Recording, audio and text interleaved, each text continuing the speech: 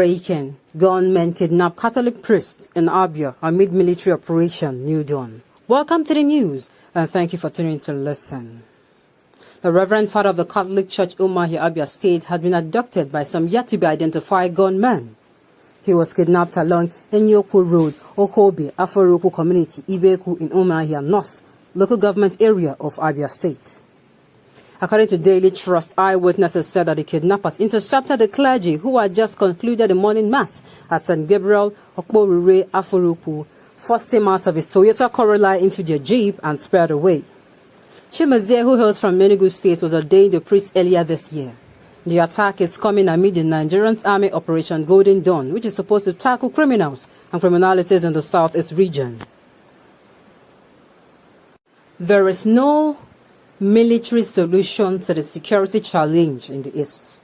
When Obasanjo ordered military to level Odi, it did not stop the militants from carrying out attacks on oil installation. Injustice is the root cause of a security challenge in the east. It was never like this before. Now, government needs to talk to the agitators, and the best way to resolve this issue is to go back to the regional government, so that any region that wants to destroy its region can go ahead and do so.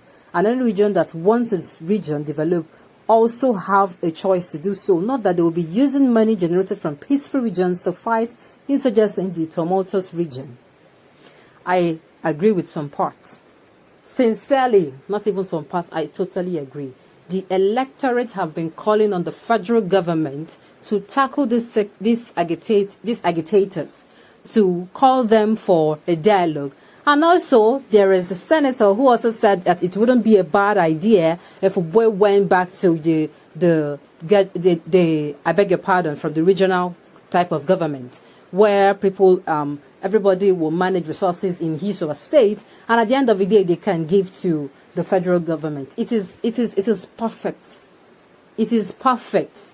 This is the restructuring that we are talking about. And I just wish that at the end of the day, that the government will see reasons and employ this particular suggestion that has been thrown upon to them.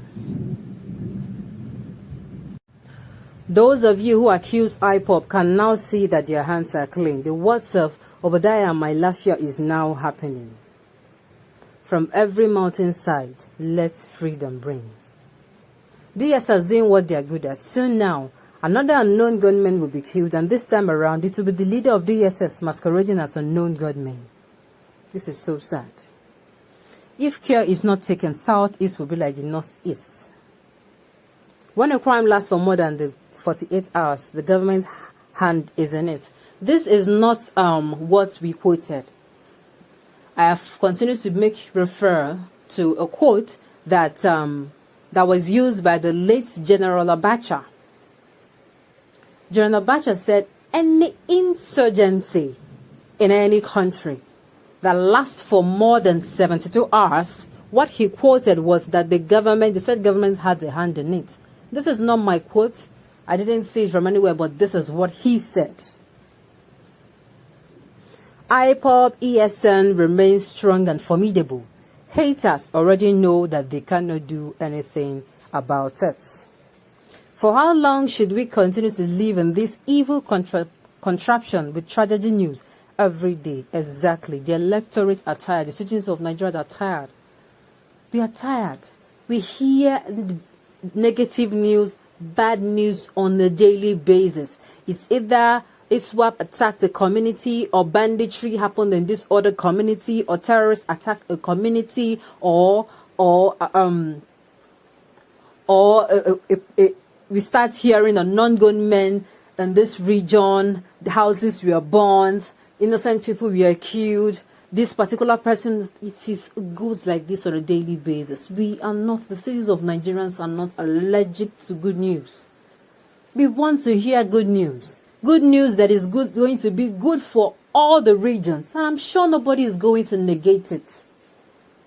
The federal government should please step into this insecurity matter and treat it as it's supposed to. The part that needs hard feet to use, the part that the agitators are agitating, please call them for dialogue. Employ the use of dialogue first. Okay, as if this is not going to be anything. If not for anything at all, I beg your pardon. But 2017, we heard, the information got to was that between Mazi Nnamdi Kanu, the leader of a said indigenous people of IPOB, of Biafra, I beg your pardon, IPOB, that he and the government, the federal government, were in a dialogue. But all of a sudden, we do not hear anything about it. All we heard that his house in Abia State was invaded, which caused the loss of life of his parents. So I keep asking, what triggered it? We do not have first-hand information about it, but what really triggered it? What triggered this issue now? There was a dialogue going on, a peaceful dialogue going on, and it was going on peacefully. Then there was an invasion, which led to him even fleeing the country. It is not supposed to be so. The people have rights. It is stated in the Constitution. It is even unconstitutional, I beg your pardon, and undemocratic, that you would infringe on the citizens' fundamental human rights or civil human rights. You do not allow them to say things as they are. I do not know if they want the citizens of Nigeria to lie. I did not understand. Things are not going well, and you come out to say things are not going well. It means you are now the enemy. It is not supposed to be so. In fact, it is not supposed to be that way in a democratic system of government. There is supposed to be freedom of speech. People are supposed to be given the rights to go to places, to do what they want to do. That is not posing any harm and danger to any other person in the society. So I do not understand why something is not going well. The system is bad. This is like a lot of chaos is happening at this present time. Insecurity is off. Economy, we are down. A lot of things are happening. And you're saying the electorate is not, you're saying these people should not protest. Meanwhile, you're not giving them a listening ear. You're not giving them a listening ear. You have continued to be incommunicado with them. You don't ignore them. These agitators now have been agitating about one particular thing. Then all of a sudden, it changed. Then all of a sudden, it also changed when their leader was arrested.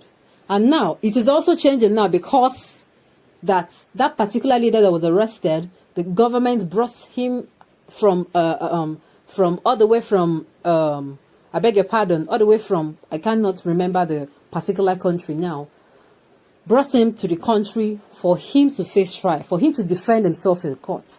All of a sudden, then, these same people that brought in him are now keeping him in detention.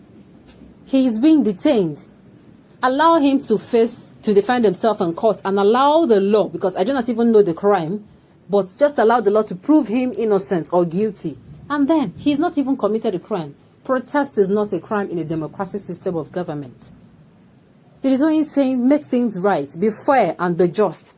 And I assure you, if we do it, if the federal government kills these bad governors and everything that is making these agitators, fueling the agitations, Nigeria will be peaceful again. Then we will now know that the only issue that we have now is insecurity, and we treat it as we're supposed to. I believe the citizens of Nigeria are with me on this one. On this note, we have come to the end of the news. We say thank you for tuning in to listen until I come your way next time. Enjoy the rest of your day.